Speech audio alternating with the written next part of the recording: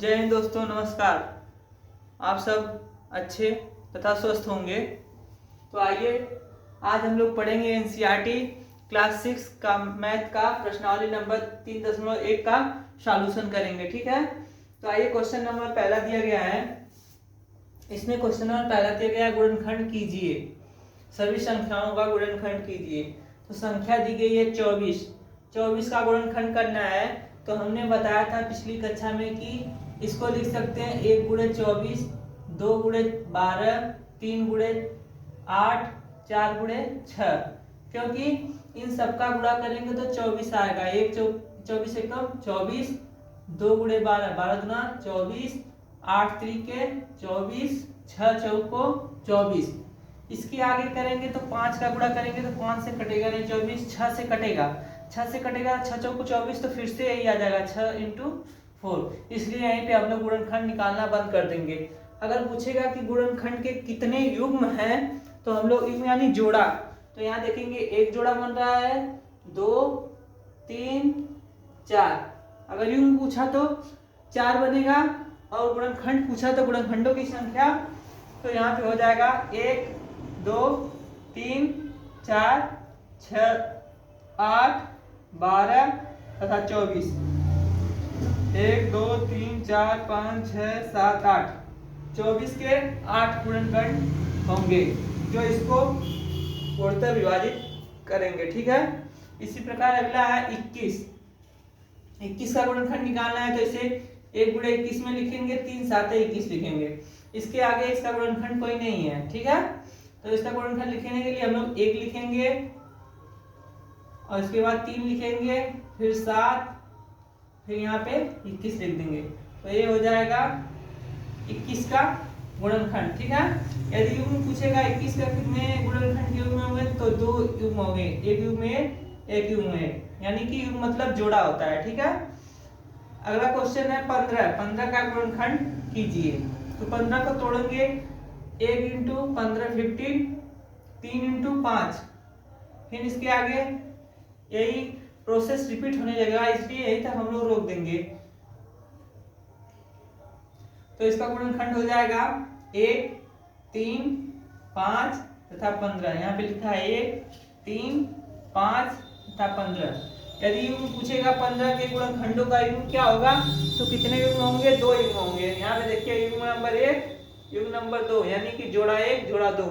15 के गुणनखंडों के 2 जोड़े बनेंगे। ठीक है, क्वेश्चन नंबर 2 दिया गया है, जैसा कि आपके सामने दिखाई दे रहा है, प्रथम 5 गुणज लिखो, यानी कि प्रत्येक दी गई संख्याओं का प्रथम 5 गुणज निकालना है।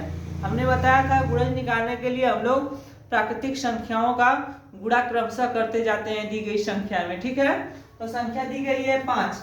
5 में प्राकृतिक संख्या पहली कौन सी होती है, एक होती है ना।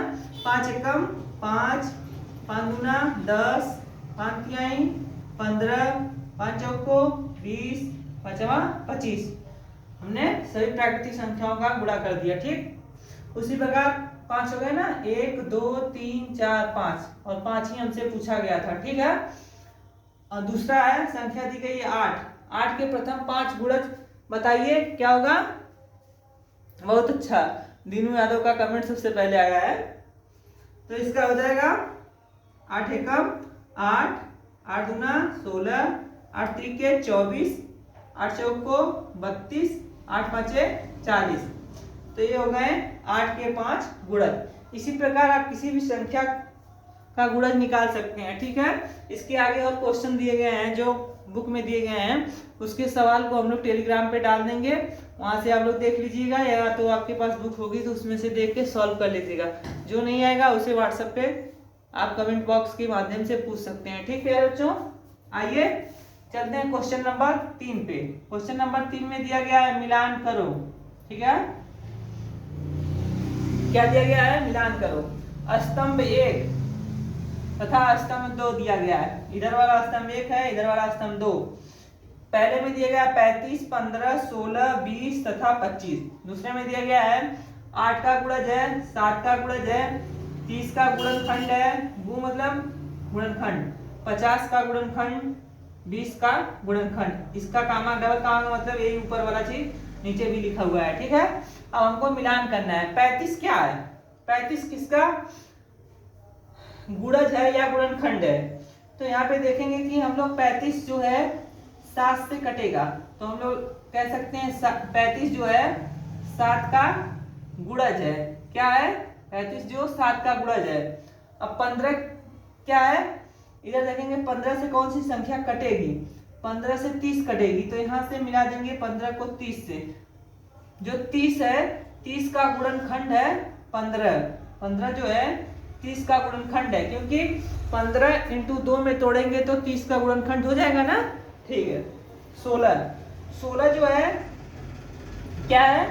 16 जो है हमें देखने को मिलता है कि 16 8 का गुणज है, क्योंकि 8 की 8 दूना 16। 8 में 2 का भाड़ा बढ़ेंगे तो 16 आता है ना, इसलिए 8 का गुणज हो जाएगा 16, ठीक है। अब देखेंगे 20 दिया गया है।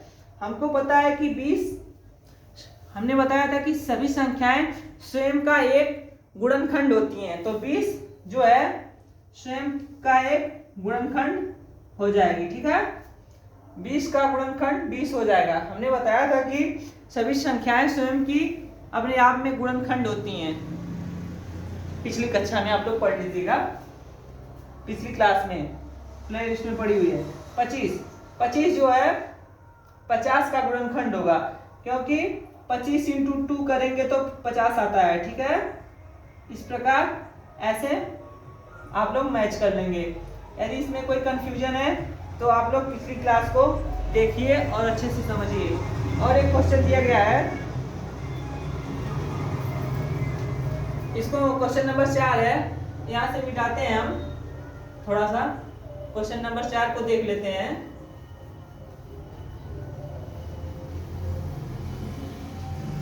फिर उसके बाद प्रश्नावली 3.1 खत्म हो जाएगी। कल हम लोग इसके आगे पढ़ेंगे, ठीक है। क्वेश्चन नंबर 4 में क्या है? क्वेश्चन नंबर 4 में है 9 के सभी गुणज ज्ञात करो जो 99 से कम हो।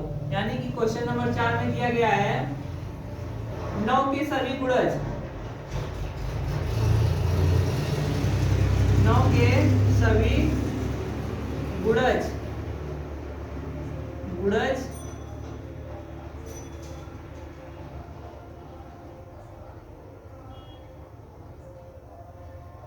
गुणज लिखिए जो 100 से कम हो, जो 100 से कम हो। क्वेश्चन नंबर 4 का तथा लास्ट क्वेश्चन है ये प्रश्नावली का दिया गया है 9 के सभी गुणज लिखिए जो 100 से कम हो, ठीक है।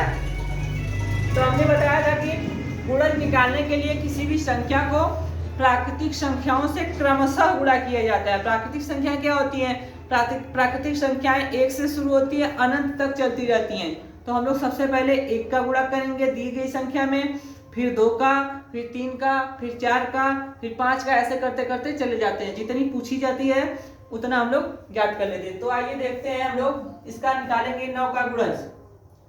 सॉल्यूशन 9 का निकालेंगे तो 9 एकम 9, 9 दूना 18, 9 त्रिके 27, 9 चौको 36, 9 बचे 45, 9 छक्का 54, 9 साते 63, 9 आठे सॉरी यहाँ पे 63 होगा, 9 साते 63, 9 आठे 72, 9 नवा 81, 9 दहा में 90, 11 नवा 99। हमसे बोला गया था 100 से कम, इसलिए हम लोग सिर्फ 99 तक जाएंगे। यहाँ पे 1 का पहाड़ा, सॉरी थोड़ा सा गलती हो गई इसमें, यहाँ पे 1 लिख दिए, 2 लिख दिए। 9 एकम 9, 9 का पहाड़ा बढ़ेंगे 9 दूना 18, 9 त्रिके 27, 9 चौको 36, 9 पचे 45, 9 छक 54, 9 साते 63, 9 आठे 72, 9 नौ 81, 9 दहा में 90, 11 नौया 99। क्योंकि हम लोग 99 तक रुक जाएंगे, क्योंकि हमसे पूछा गया था इस 9 के सभी गुणज निकालिए जो 100 से कम हो, तो 100 से 99 तक है, इसलिए 100 से कम है ना, तो यहीं तक हमें जाना था। ठीक, तो ये हो जाएगा 9 के सभी गुणनखंड जो 100 से कम है। ठीक है प्यारे बच्चों, तो आज के लिए ये प्रश्नावली आपकी समाप्त हो गई 3.1।